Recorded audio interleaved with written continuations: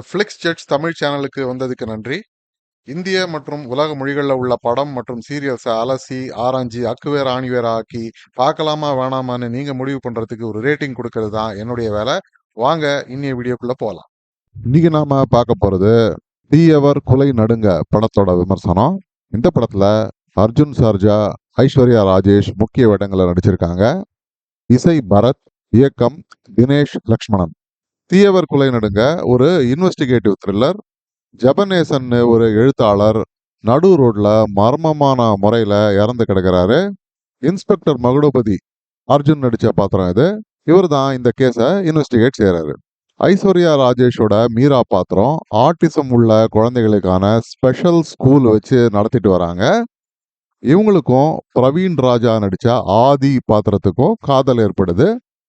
மகுடபதியோட investigations அவரை ஒரு பெரிய அபார்ட்மெண்ட் காம்ப்ளெக்ஸுக்கு அழைச்சிட்டு போகுது.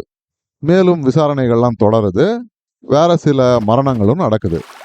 ஏன் இந்த கொலைகள், யார் இதை செய்யறாங்க, அர்ஜுன் எப்படி இதை கண்டுபிடிக்கிறாரு, இதுதான் படத்தோட மீதி கதையே. இந்த படத்துல நல்ல விஷயம் அப்படின்னு பாத்தீங்கன்னா, படத்தோட ஃபர்ஸ்ட் ஹாஃப் ஒரு ஸ்ட்ரெயிட் ஃபார்வர்டான இன்வெஸ்டிகேட்டிவ் த்ரில்லர் பாணியில நகருது. இறந்து போன எழுத்தாளரோட ஒரு நாவல், ஐஸ்வர்யா ராஜேஷ், அவருடைய காதலர் ஆதி, இன்ஸ்பெக்டர் மகுடபதி எல்லாரையும் அந்த அபார்ட்மெண்ட் ஏன் இணைக்குது அப்படிங்கிற சஸ்பென்ஸோட நல்லாவே இன்ட்ரெஸ்டிங்காகவே கதை நகருது. கொஞ்சம் ஸ்லோ மூவிங்காக இருந்தாலும் கதையில பல விஷயங்கள் நடக்கிறதுனால இந்த போர்ஷன் என்கேஜிங்காகவே இருந்தது. இன்னொரு நல்ல விஷயம், ஐஸ்வர்யா ராஜேஷோட நடிப்பு. ரொம்பவே நல்ல பரிமாணங்கள் உள்ள பாத்திரம் இது. இதை நல்லா புரிஞ்சுக்கிட்டு ரொம்பவே நல்லா நடிச்சு கொடுத்துருக்காங்க ஐஸ்வர்யா ராஜேஷ். பாராட்டுக்கள். அர்ஜுன் தன்னுடைய வழக்கமான பாணியில அமைதியாகவும் கிளைமேக்ஸ்ல ஆக்ஷன் கிங்காகவும் நல்லாவே நடிச்சிருக்காரு.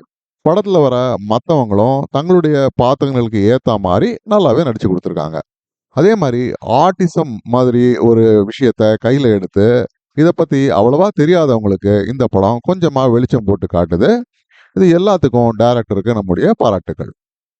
ஆனா இதோட மிகப்பெரிய பிரச்சனை என்னன்னா, இன்டர்வல் பிளாக்லயே கொலைகாரன் யாரு அப்படின்னு நமக்கு ரிவீல் செய்யறது தான். ஏன்னா அதுக்கப்புறம் இந்த படம் ரொம்பவே ஃபிளாட்டா ப்ரெடிக்டபிளா ஆயிடுது, எழுந்துக்கவே இல்லை.